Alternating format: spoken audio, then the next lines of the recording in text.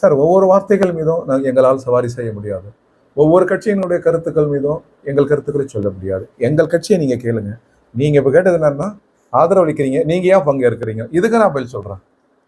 நாங்கள் ஆதரவளித்தது மக்கள் அளித்த தீர்ப்பை நாங்கள் வழிமொழிந்திருக்கிறோம். பீப்புள் மேண்டேட், அதை நாங்கள் ரெஸ்பெக்ட் பண்றோம். திமுக, அதிமுக இதர கட்சிகளை விட 108 இடங்கள், தாவேக அதிக இடம். ஆளுநர் தாவேக தான் அழைக்க வேண்டும், அதுதான் ஜனநாயகம். எனவே காலதாமதங்கள் செய்து மக்கள் அதிகாரத்தின் மீது ஆளுநர் அமர்ந்து விடக்கூடாது, குடியரசுத் தலைவர் அமர்ந்து விடக்கூடாது. அது ஜனநாயகத்துக்கு நெருக்கடியை உருவாக்கும். எனவே விஜய் அவர்களை அழைப்பதுதான் சரி என்ற ஒரு அரசியல் நிலையை அமைப்பாக கூடி அரசியலாக நாங்கள் முடிவெடுத்தோம். அந்த ஜனநாயகத்தின் பொறுத்து எடுக்கப்பட்ட முடிவு, மக்கள் அளித்த அந்த தீர்ப்பின் மீது மரியாதை நிமித்தமாக எடுக்கப்பட்ட முடிவு. வெளியிலிருந்து நாங்கள் ஆதரிக்கிறோம். அது நேற்று நடந்தது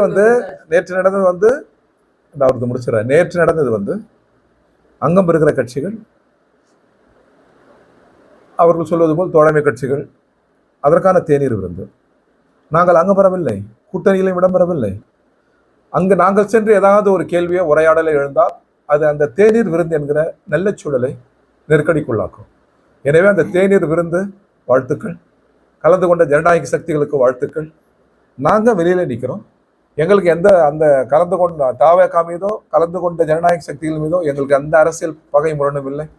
மீண்டும் மீண்டும் சொல்கிறோம், எங்களுக்கு சித்தாந்த பகைமுரண் RSS, அரசியல் பகைமுரண் பிஜேபி.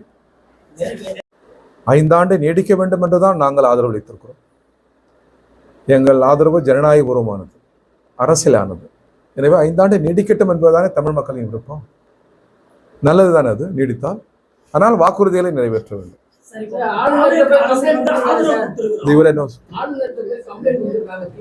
யார் சார்?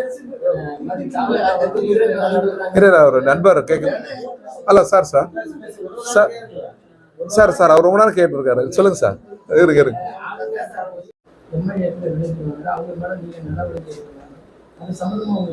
அவங்க உரிமை. ஜனநாயகத்தில் இது எல்லோருக்கும் சட்டப்பூர்வமாக வழங்கியிருக்கிற உரிமை. ஆளுநர் எல்லாரும் சந்திக்கலாம். என் மீதோ உங்கள் மீதோ புகார்களை சொல்லிக்கலாம். அதை பத்தி நம்ம அந்த விவரங்கள்லாம் வந்த பிறகு நம்ம சொல்லலாம். இது திமுகவுக்கு இருக்கிற உரிமை, ஒவ்வொரு கட்சிக்கும் இருக்கிற உரிமை. ஆளுநரை சந்திக்கட்டும், யாரையும் சந்திக்கலாம், ஜனநாயக உரிமை அது. ஓகே. இந்த நிலையில இந்த புகார் இருக்கக்கூடிய விஜயபாஸ்கர் வந்து இந்த கட்சியில இணையறாங்க. ஊழலற்ற ஆட்சியை கொடுப்போம்னு சொல்லி வந்தவங்க எப்படி இப்போ புகார் இருக்க முறைகேடு புகார்கள் இருக்கக்கூடியவர் வந்து கட்சியில இருந்து எப்படி ஊழலற்ற ஆட்சியை கொடுக்க முடியும்? கரெக்ட். ஒவ்வொன்றாக ஒரு 1000 திசையில் வாதிப்பதை விட ஒரே வரியில நாங்கள் சொல்றோம். சட்டத்துக்கு புறம்பான, தமிழ் மக்கள் நீண்ட நெடுங்காலமாக பின்பற்றி நிற்கிற அரசியல் மரபுகளுக்கும் அறநெறிகளுக்கும் புறம்பான எந்த செயலையும் கம்யூனிஸ்டுகள் ஏற்பதில்லை. அடுத்து இவர்களை கொடுத்து கருத்துட்டீங்க. இல்லை, நல்லா இருந்தது, அதனால நான் கொஞ்சம் நிறைய சாப்பிட்டேன். போகலாங்களா? அனைவருக்கும் வணக்கம். பத்திரிகை நண்பர்கள், ஊடகவியலாளர்கள், உங்களை இந்திய கம்யூனிஸ்ட் கட்சியின் மாநில குழுவின் சார்பில் சந்திப்பதில் மகிழ்ச்சி அடைகிறேன். என்னுடன் கட்சியினுடைய மாவட்ட செயலாளர் தோழர் BV சீனிவாசன், மூத்த தோழர் கமலநாதன், தோழர்கள் லாரன்ஸ், ஆறுமுகம், SV சங்கர், கிருஷ்ணசாமி, எல்லாம் முன்னணி தோழர்கள். அனைவர் சார்பிலும் உங்களுக்கு கரங்கொப்பி வணக்கத்தை நான் தெரிவித்துக் கொள்கிறேன். தோழர்களே, 125 நாள் வேலை திட்டத்தை ஏற்கனவே 100 நாள் வேலை திட்டம் என்பதை 125 நாள் வேலை திட்டமாக ஒன்றிய அரசு அறிவித்திருக்கிறது. அது ஏற்புடையதல்ல. 200 நாட்கள் வேலை வேண்டும். குறைந்தது 700 ரூபாய் அந்த உழைப்புக்கேற்ற ஊதியம் வேண்டும். இதுதான் எங்கள் கோரிக்கை. இது காலகந்தியில் வறுமை சூழல் ஏற்பட்ட பொழுதே இடதுசாரிகள் முன்மொழிந்த திட்டம் இந்த திட்டம். எனவே நோக்கம் தற்சார்பில், ஏழைகள் எளிய மக்கள் தற்சார்பில் அவர்கள் முன்னேற வேண்டும். அவர்கள் முன்னேற்றத்தில் தான் தேசத்தின் முன்னேற்றம் அடங்கியிருக்கிறது என்ற நோக்கில் கொண்டு வரப்பட்ட திட்டம் அந்த திட்டம். இது இப்பொழுது ஒன்றிய அரசு பல்வேறு வகையில் மாற்றியிருக்கிறது. இதற்காக தமிழக அரசாங்கத்திற்கு 5000 கோடி நிதிச்சுமை ஏற்படுகிறது. அதை ஈடு செய்ய வேண்டும் என்று தமிழக முதல்வர் பிரதமருக்கு கடிதம் எழுதியிருக்கிறார். அதை பிரதமர் நிறைவேற்ற வேண்டும். நிதி கொடுத்து ஒன்றிய அரசின் கடமையை அவர்கள் நிறைவேற்ற வேண்டும் என்று நாங்கள் கேட்டுக்கொள்கிறோம். இந்த திட்டம் எந்த வகையிலும் முன்னர் இருந்த மகாத்மா காந்தி ஊரக வேலை திட்டம் என்றிருந்த அந்த நோக்கங்களை சிதைத்து விடக்கூடாது. இதற்கு பொருளற்ற பெயர்களையும் நாங்கள் ஏற்கவில்லை. இந்த ராம்ஜி, அந்த ஜிஜி என்கிற அந்த ஜியை கைவிட வேண்டும் என்று மோடிஜி அவர்களை கேட்டுக்கொள்கிறோம். மாண்புமிகு மோடிஜி அவர்களை கேட்டுக்கொள்கிறோம். எந்த ஜியும் காந்திக்கு நிகரில்லை. காந்தி தான் கிராமப்புற மக்களின் அதிகாரம் குறித்து, ஆட்சி அதிகாரம் குறித்து அதிகம் சிந்தித்தவர். நாடாளுமன்றத்திலும் ஒன்றிய அமைச்சரவையிலும் அதிகாரம் குவிந்திருக்கக்கூடாது, அது கிராமப்புறத்திற்கு முழு நிறைவு வடிவம் பெற வேண்டும் என்று சொன்னவர் காந்தி. சொட்டு நீர் போல் அதிகார நிதி கிராமங்களுக்கு வருவது என்பது முழு ஜனநாயகம் அல்ல என்று சொன்னவர் காந்திஜி. எனவே அவர் பெயரை மாற்றுவதையும் நாங்கள் விரும்பவில்லை. தொடர்ந்து போராடுகிறோம், போராடி கொண்டு இருப்போம். இந்த திட்டங்கள் நிறைவேறுவது என்பது ஏழ்மை ஒழிப்பு திட்டங்களில் இது ஒரு கூறு. எனவே தமிழக அரசினுடைய கோரிக்கையை நாட்டின் பிரதமர், நிதியமைச்சர் நிறைவேற்ற வேண்டும் என்று நாங்கள் கேட்டுக்கொள்கிறோம். அதே போன்று கூட்டுறவு கடன், இது கோயில் நகரம் மட்டுமல்ல, நெசவு நகரமும் கூட. சின்ன சின்ன இழை பின்னி பின்னி வரும் சித்திரச்சாலைகளுக்கு, அதுவும் பட்டுச்சாலைகளுக்கு பட்டுக்கோட்டை பாடியது போன்று பெயர் பெற்ற நகரம் இது. எனவே முதலில் கூட்டுறவு சங்க தேர்தல் நடைபெற வேண்டும், அதை நாங்கள் வலியுறுத்துகிறோம். இந்த நெசவாளர் பட்டிருக்கிற கடன்கள், நெசவு கடன்கள், நெசவாளர் கடன், காசு கடன், அனைத்து கடனையும் ரத்து செய்ய வேண்டும். இவர்களுக்கு அரசு பின்புலமாக இருக்க வேண்டும். கைத்தறி என்பது நாகரிக தொழிலின் துவக்கம். அது எனவே பாரம்பரியமிக்க உலக புகழ் வாய்ந்த நம்முடைய காஞ்சி நெசவும் பட்டும் நலிவடைந்து விடக்கூடாது, நசிந்து விடக்கூடாது. அதற்கு அரசு கூடுதலாக சிந்தனைகளை செலுத்த வேண்டும் என்று நாங்கள் வலியுறுத்தி கேட்டுக்கொள்கிறோம். பாலாறு வரலாற்றை நமது தொன்மையில், நமது சரித்திர பக்கங்களில் மறுக்க ஒண்ணாத ஆறு பாலாறு.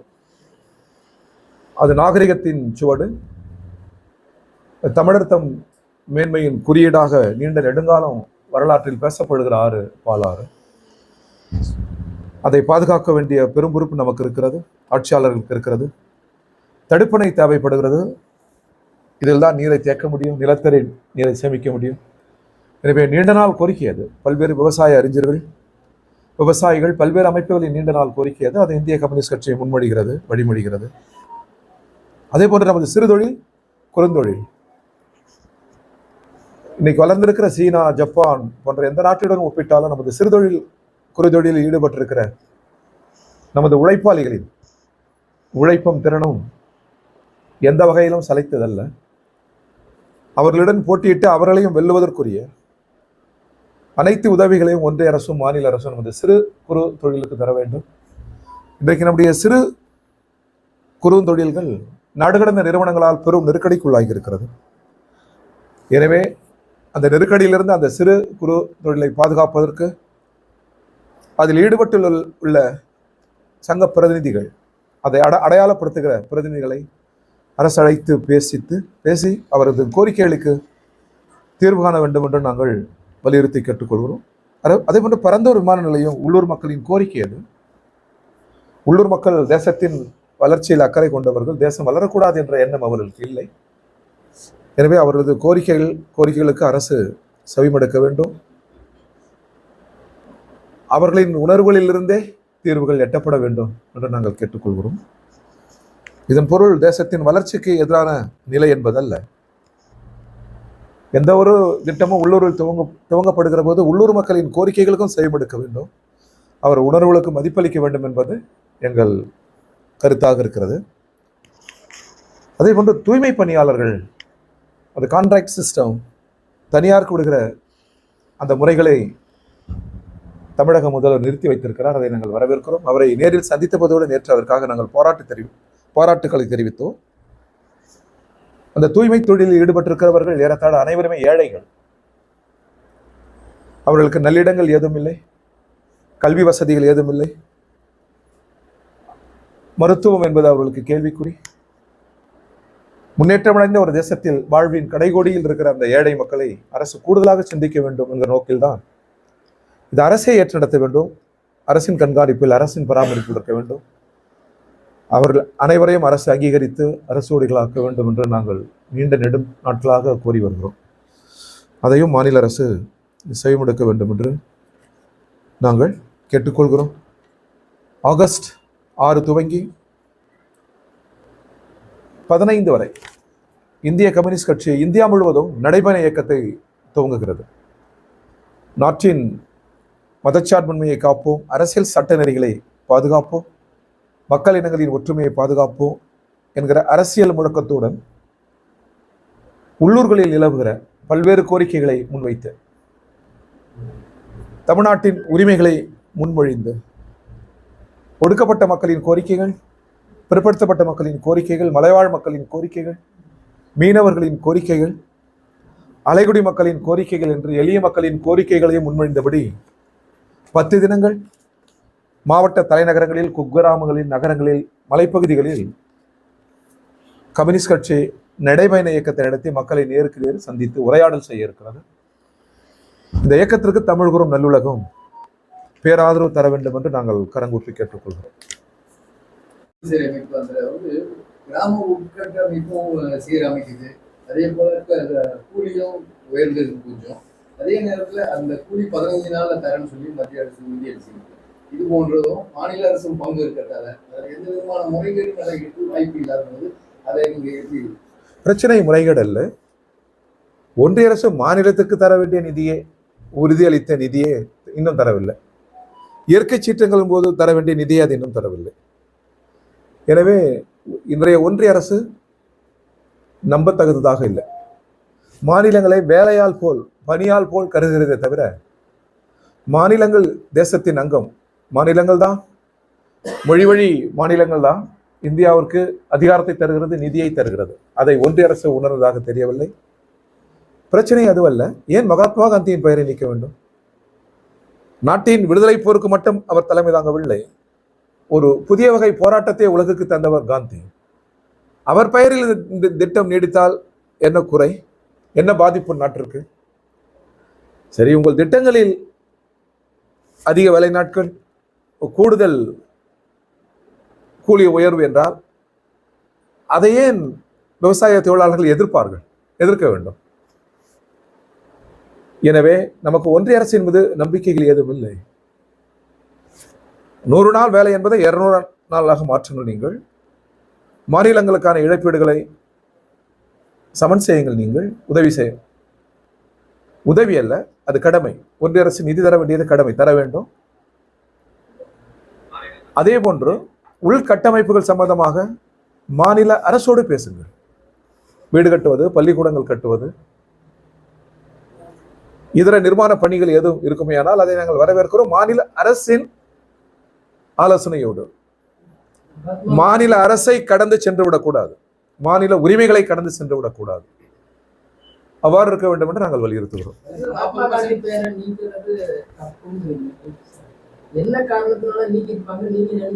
அப்படிலாம் அவரை தான் கேட்கணும், பிரதமரை. நாம ஏன் நீக்கணும்னு கேட்கிறோம். காரணம் அவர் சொல்லணும்.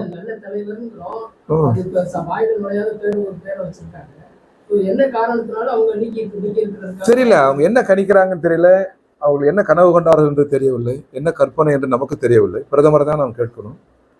பிரதமர் இந்த ஆலயத்தின் பொருட்டாவது இங்க வரணும். இது போல ஒரு ஆலயம் இல்லை. காஞ்சி போல் ஒரு ஆலயம். கடவுள் மறுப்பாளர்கள், கடவுள் நம்பிக்கை இல்லை என்றாலும் கூட இந்த ஆலயம் பார்க்கிற போது பிரம்மாண்டமாக இருக்கிறது, அதன் சிற்ப கலைகள். இதை பார்ப்பதற்காவது பிரதமர் வரணும். அப்போ நீங்கள்லாம் அவரை கேள்வி கேட்கணும், இந்த மாதிரி கேள்விகளை கேட்கணும். நம்மை பொறுத்தவரை காந்தி ஒரு விடுதலையின் குறியீடு, அகிம்சையின் குறியீடு.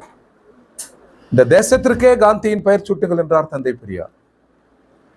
அவரோடு உடன்பட்டிருக்கிறார் அரசியலாக. ஆனாலும் அந்த புரட்சியாளர் தான் காந்தியின், தேசத்திற்கே காந்தியின் பெயர் சூட்டுங்கள், தேசத்திற்கே காந்தியின் பெயர் சூட்ட வேண்டும் என்று முன்மொழியப்பட்ட தமிழ் மண்ணில் ஒரு திட்டத்துக்கு அவர் பெயரையா நீங்க கடந்து செல்கிறீர்கள் என்பதுதான் நமது கேள்வி. அடுத்துங்க, பரந்தூர் விமான நிலையம் கடந்த பிஜேபி கொண்டு வந்திருக்கோம். இதனால மெட்ரோ பொறுத்த சுபாஷத்தை வந்து சொன்னாங்க. ரியல் எஸ்டேட் அதிகமாயிடுச்சு. இப்போ பார்த்தீங்கன்னா நிறைய பேர் 1000 ரூபாய் ஸ்கொயர் ஃபீட் 5000 10,000 உயர்ந்துச்சு. இது ஒரு பகுதி மக்கள் ஏகனாபுரம் மக்கள் பாதிக்கப்பட்டிருந்தாலும் ஒட்டுமொத்தமா பெரும்பாலானோர் இந்த அதிக விலை கொடுத்து வாங்கியிருக்காங்க லேண்ட் எல்லாம். ரியல் எஸ்டேட் அதிகப்படியான வித்துட்டாங்க. இப்போ சில பேர் வங்கியில லோன் வாங்கி வளர்ச்சியை எப்பொழுதுமே உள்ளூர் மக்களோ உழைக்கிற மக்களோ வரலாற்றில் உலகின் எந்த திசையிலும் தடுத்ததாக வரலாறே இல்லை. வளர்ச்சிக்கு அடித்தளமே அவர்கள் தான். ஏழை மக்கள், கிராமப்புற மக்கள், உழைக்கிற மக்கள் தான் தங்கள் உயிர் சிந்தி நாட்டை முன்னேற்றுகிறார்கள். எனவே உலகத்தில் எந்த மூலையிலும் ஏழைகளோ கிராமப்புற மக்களோ தொழிலாளர்களோ வளர்ச்சிக்கு தடை இல்லை. வளர்ச்சிக்கு தடையிலே நாடு கடந்த நிறுவனங்கள் தான், பெரிய பெரிய முதலாளிகள் தான். எனவே வளர்ச்சிக்கு அந்த கிராம மக்கள் தடையாக ஒருபோதும் நினைக்க மாட்டார்கள். நம் நாடு வளர வேண்டும் என்று தான் நினைப்பார்கள். அதே நேரத்தில் உள்ளூர் நிலம் என்பது சாதாரணமானதல்ல. தொன்மையாக மூதாதையர்கள் பயன்படுத்திய நிலம் அது. அந்த நிலங்கள் தன் கைவிட்டு போகிற போது துயர் மேவி நிற்பார்கள் அவர்கள். எனவே அவர்களோடு அரசியல் ஒரு உரையாடல் செய்ய வேண்டும். அவர்கள் உணர்வுகளுக்கு மதிப்பளிக்க வேண்டும் என்றுதான் நாங்கள் கருதுகிறோமே தவிர வளர்ச்சி கூடாது, அவர்கள் இதற்கு எதிரானவர்கள், இவர்கள் இதுக்கு எதிரானவர்கள் என்று ஒருபோதும் நாம் சொல்லவில்லை. சட்டமன்ற உறுப்பினர் ராஜினாமா பெரிய சர்ச்சையை ஏற்படுத்தி ஆமாங்க. அது அறம் அல்ல, ஜனநாயக நெறிகள் அல்ல. அதை கம்யூனிஸ்டுகள் இடதுசாரிகள் ஏற்கவில்லை. இன்றைய தினம் வந்து முதலமைச்சர் நீங்க அவரை சந்தித்து கேளுங்க. சென்னைக்கு வருகிற போது சுற்றி சுற்றி நீங்களாம் கேட்க வேண்டும், அவர்கள் பதிலளிக்க வேண்டும். அது நல்லா இருக்கும் நாடாளுமன்ற ஜனநாயகத்திற்கு. அடுத்தது ஒரே நிமிஷம் யாரா ஒருத்தர்